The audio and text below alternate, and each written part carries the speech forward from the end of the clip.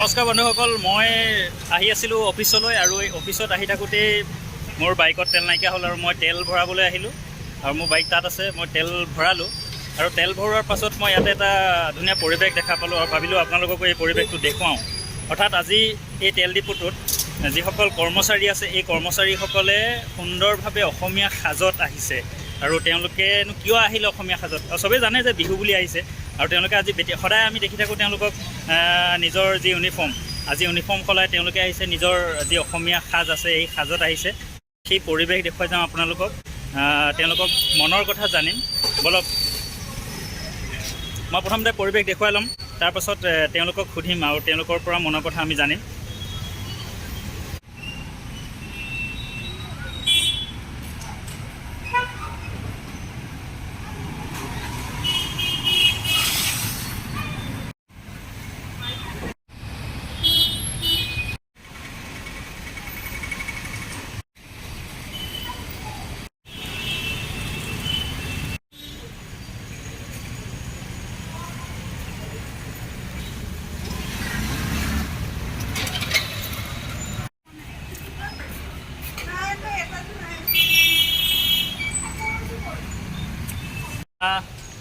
এই তেল ডিপুৰ দুজন কৰ্মচাৰী হয়, তেওঁলোকে আজি সুন্দৰভাৱে চাওক অসমীয়া সাজ বুলি ক'ব লাগিব, বিহুৰ সাজ আপোনালোকে দেখিছে। মই প্ৰথমতে তেওঁলোকৰ পৰা জানিম, তোমালোকৰ নামটো পৰিচয়টো দিব। মোৰ নাম শ্ৰী ধনমণি নাথ। আৰু তোমাৰ? ঘৰ ক'ত তোমালোকৰ? মোৰ পাঠশালা। তোমাৰ? তোমালোকে আজি এই সাজটোত যে আহিলা, কিহৰ কাৰণে আহিলা? সদায়তো আমি দেখা পাই থাকোঁ যে তোমালোকৰ নিজৰ এটা পোচাক আছে ন, বা নিজৰ ইউনিফৰ্ম আছে, এইটো দেশত আহিলা কি হয়? আজি মানে আমাৰ সাত ভগ্নাহীহঁত আজি সাত বিহু আছে। আমি আগৰ পৰা বিহু যেতিয়াৰ পৰা আৰম্ভ তেতিয়াৰ পৰা পিন্ধি আছোঁ। মানে এইকেইদিন পিছলৈ অফিচাৰ আহি আছে, সেইকাৰণে পিন্ধা নাই। আৰু আজি তাৰমানে সাত বিহু, এইকাৰণে আজি পিন্ধিব দিছে, মেনেজাৰ চব পিন্ধিব দিছে, সেইকাৰণে আজি পিন্ধিলোঁ। পিন্ধি ভালো লাগিছে, মানুহবোৰে ভাল কৈছে। পিন্ধিলে ভাল লাগে, আমাৰ নিজৰ অসমীয়া জাতিৰ নিজা এটা পৰিচয়, এই কাপোৰযোৰা ড্ৰেছযোৰা আমাৰ পৰম্পৰা আমিয়ে ৰাখিব লাগিব, আৰু কোনে ৰাখিব? ঠিক আছে। তোমালোকে এনে বিহু বুলি ছুটি পাইছা নাই? ছুটিটো এদিন পাইছিলোঁ, এদিন গৈছোঁ ঘৰত, মা দেউতা আছে, মা দেউতাক অলপমান সেৱা কাঢ়ি কিনে আহিলোঁ। এদিনে ছুটি, তাৰপিছত আহি কিনে আৰু ডিউটিত লাগি গ'লোঁ। আৰু আমাৰ ছুটিবিলাক অলপমান কমটো, এইবিলাক জববিলাকৰ ছুটিবিলাক বহুত কম। তুমি কি ক'বা? মই কি ক'ম আৰু, এই ছুটি নাই, এদিন দিছিল। তথাপি এদিন তোমালোকে ঘৰত আছা, বাকী কেইদিন তোমালোকে ভাল লাগিছে। ভাল লাগিছে, একদিনে ছুটি পাইছোঁ। মেনেজাৰ আমাৰ বহুত ভাল, তেখেতে আমাক ছুটি খুজিলে ছুটি দিয়ে, তেখেতে বহুত ভাল। তেখেত বহুতেই ভাল লাগে আমাৰ কাৰণে। আৰু আমাৰ কিছুমান প্ৰব্লেম হ'লে তেওঁ আমাক চলিউশ্যন কৰি দিয়ে, বা যিকোনো চিটুৱেশ্যনতে আমাৰ আগত থাকে আহি কিনে। বহুত আমাৰ এটা বিশ্বাস এটা বহুত। এতিয়া আজি 2-3 বছৰ তেখেতৰ আণ্ডাৰত মই কাম কৰিলোঁ, তেখেতক বহুত ভাল পাইছোঁ। আমি মেনেজাৰ ওচৰলৈকো যাম, এই পৰিৱেশটো দেখি আমাৰো ভাল লাগিছে। তোমালোকে কামত লাগে, ঠিক আছে। মই এই মেনেজাৰ ছাৰৰ ওচৰলৈ আহিছোঁ। অৰ্থাৎ কৰ্মচাৰীসকলে সুন্দৰভাৱে ক'লে যে মেনেজাৰ ছাৰ কেনেকুৱাকৈ তেওঁলোকক মানে নীতি নিৰ্ধাৰণ কৰে আৰু বিহু বুলি কেনেকুৱাকৈ তেওঁলোকক মানে ছুটি প্ৰদান কৰিছে, সেই বিষয়ে আপোনালোকে শুনা পালে।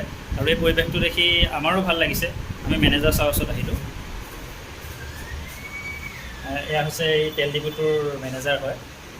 कैसा लग रहा है यहाँ से जो बिहू उद्यापन हो रहा है ना? बहुत अच्छा लग रहा है। जो असमी से लड़का है ये सब, बहुत अच्छा लग रहा है। आपका बारे में बोला उसने, क्या आपने छुट्टी देता है इसको, और कैसा या जो ये परिवेश होता है ना बिहू में, कैसा मानता है आप लोग में इस?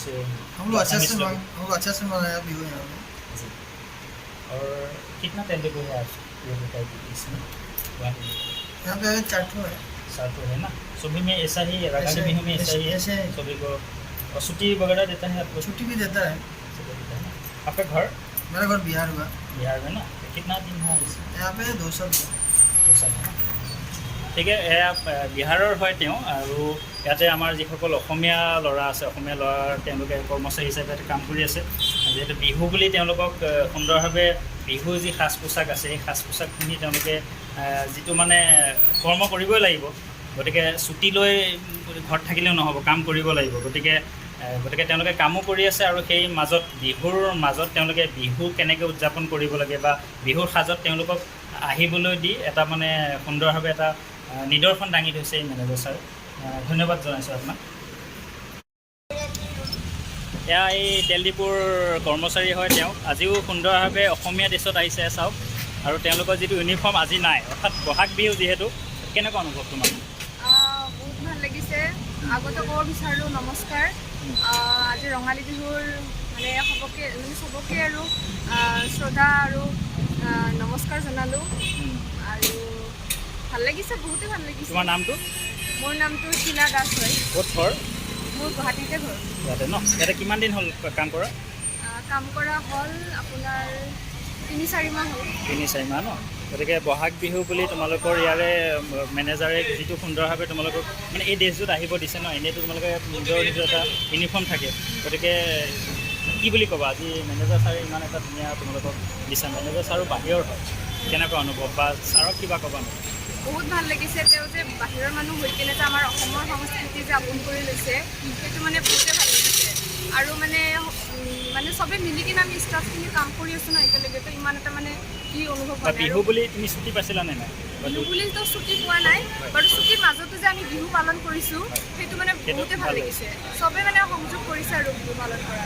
মই ধন্যবাদ জনাইছোঁ যে অসমীয়া যিসকল ল'ৰা ছোৱালী আছে এনেধৰণে বিভিন্ন কামত নিয়োজিত হৈ আছে গুৱাহাটী অঞ্চলত, আৰু তেওঁলোকে ছুটি নাপালেও তেওঁলোকে বিহু উদযাপন কেনেকৈ কৰিব লাগে বা বিহুতনো এই সাজযোৰ পিন্ধাই তেওঁলোকৰ এটা সৌভাগ্য হৈছে। গতিকে মই ধন্যবাদ জনাইছোঁ আৰু তোমাকো ধন্যবাদ জনাইছোঁ। ধন্যবাদ।